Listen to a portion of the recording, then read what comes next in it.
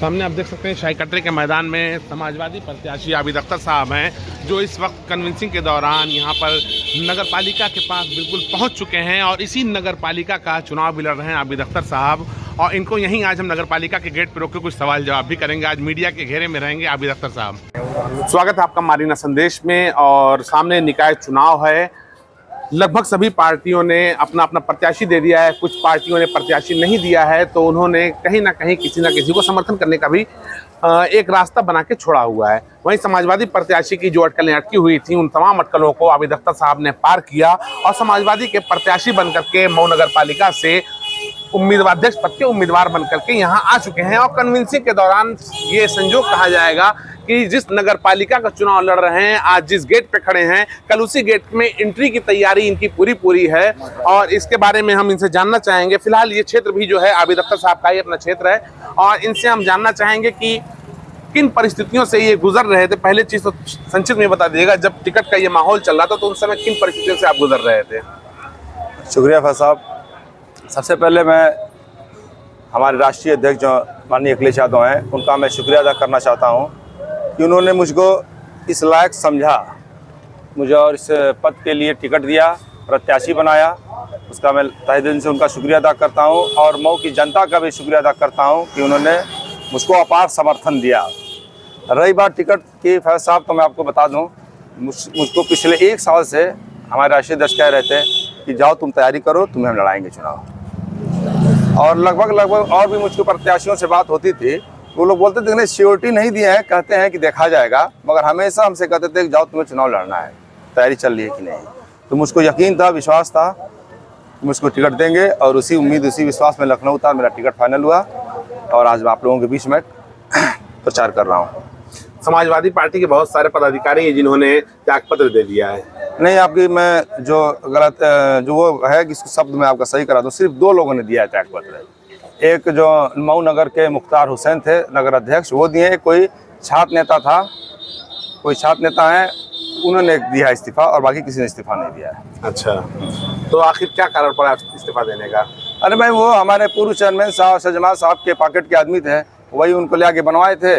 जब वो गए फिर लेके उनको चले गए अपने साथ जहाँ। अब तो आप फील्ड में जा रहे हैं, आपको अपनी मजबूती कहाँ तक लगती है? वैसे काफी दिनों से चर्चा चल रही थी कि जिसको समाजवादी का सिंबल मिलेगा वो चुनाव जीतेगा। बिल्कुल। अब आपको अपनी पोजीशन क्या लग रही है टिकट पाने के बाद? नहीं, एकदम नो डाउट हम चुनाव जीतेंगे, कंफर्टेबल मार्जिन से नहीं, बल्कि हम ह्यूज क्वांटिटी से हम चुनाव जीतेंगे यहाँ पे। जैसे कि अभी आपको अपनी लड़ाई किससे महसूस हो रही है कि कौन आपका नजदीकी प्रतिद्वंदी हो सकता है? देखिए, लड़ाई तो समाजवादी पार्टी किसी से नहीं थी। जो पहले की जो टाउन एरिया थे वो समाजवादी पार्टी का वर्चस्व था और चुनाव जीतते थे।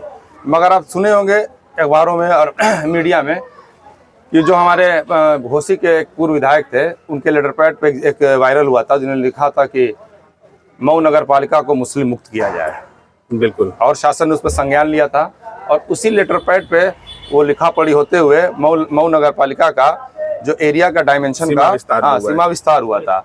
और उस विस्तार बढ़ा और उसमें काफ़ी वोट फिर बढ़े गए, वोट बढ़े गए और बढ़ा के एक ऐसी तैयारी की गई थी कि कुछ यहाँ पे हो जाए, उसकी तैयारी चली थी और सारे लोगों ने इसको महसूस किया था। तो मुझे लगता है कि उसी तैयारी में बीजेपी चाहती है कि यहाँ का चेयरमैन हो जाए, मगर ऐसा नहीं होगा। समाजवादी पार्टी मजबूती से चुनाव लड़ रही है, सारी पार्टी एकजुट है और हमारे पास हमारा जो परंपरागत वोट है पार्टी का, वो हमारा परंपरागत वोट काफ़ी है उसको जीतने के लिए, उस बॉटम लाइन को क्रॉस करने के लिए जो जीत के लिए तय करेगी। अच्छा, जमाल साहब को राजनीति का धुरंधर कहा जाता है और नगर पालिका के दांव पेचों काफी अच्छे से जानते हैं। खुद भी चेयरमैन रह चुके, अपनी पत्नी को भी चेयरमैन बना चुके हैं। मैं आपको बता दूं, पार्टी के इस समय बागी नेता बन चुके हैं वो। फर्स्ट साहब मैं आपको बता दूं, अरशद जमाल साहब सिर्फ 1 चुनाव जीते हैं चेयरमैनी का, सिर्फ 1 चुनाव। वो यहाँ से लोकसभा हार चुके हैं बुरी तरीके से, चौथे पर रहे थे वो। पार्टी ने उनको विश्वास किया और जब लड़े, सारे बाहरी कैंडिडेट 2009 में उसमें लड़ रहे थे, सिर्फ लोकल कैंडिडेट वही थे मऊ के, मगर वो चौथे पर आए थे। 1.5 लाख से कम वोट पाए थे। इतना खराब परफॉर्मेंस समाजवादी पार्टी का कभी नहीं था। और ये चुनाव जीते हों चाहे हारे हों चेयरमैनी का, इनका वोट हमेशा 25 और 30 हज़ार के बीच में रहा है। चाहे 25 से 27 हज़ार पा के चुनाव जीते हैं, चाहे 27 हज़ार पा के चुनाव ये हारे हैं। ये कभी 30 हज़ार की बॉटम लाइन को क्रॉस ही नहीं किए। वो कैसे जीतने की बात कर रहे हैं? अच्छा, तो आपको क्या लग रहा है आप कहाँ तक पहुँचेगी? हम लोग 80 हज़ार से ऊपर हम लोग पाएंगे वोट, 80 हज़ार प्लस हम लोग पाएंगे। और बीजेपी पाएगी, हमसे उसी से लड़ाई है, कंटेस्ट है, वही सेकंड रहेगी। और ये तो अरशद जमाल साहब तो बसपा के डमी कैंडिडेट हैं, बसपा के डमी कैंडिडेट हैं। जिस दिन भाजपा ने अपना प्रत्याशी घोषित कर दिया, यहाँ के हमारे औरंगाबाद के जो हमारे अजय कुमार हैं, पूर्व मंत्री भी रह चुके हैं, पूर्व मंत्री का हमको दर्जा प्राप्त मंत्री थे, हाँ, SC/ST आयोग के उपाध्यक्ष थे। उनकी काफ़ी पकड़ है इस शहर में, और ख़ासतौर पर अपने समाज में, जिस समाज को बिलोंग करते हैं, दलित समाज के, उनकी काफ़ी उन्होंने काम किया है। जिस दिन उनकी बीजेपी में उनकी एंट्री हो गई, उस दिन बसपा अपना चुनाव खड़ा नहीं कर पाएगी। लड़ने की क्या बात कर रहे हैं? उनका जो स्वजाति वोट है, समाजवादी पे भी तो प्रभाव पड़ेगा, चूंकि क्षेत्रीय आदमी है वो। नहीं, हमारा वोट बैंक तो हमारा सेफ है। हमारा वोट बैंक कहाँ खसक रहा है? हमारा जो परंपरागत वोट है वो हमारे साथ है। बसपा का परंपरागत वोट इनके से स्लिप कर रहा है। ये कहाँ अपना ये वोट बैंक नहीं बचा पा रहे हैं, जो उनका परंपरागत है। वो लड़ने कहाँ बात करेंगे?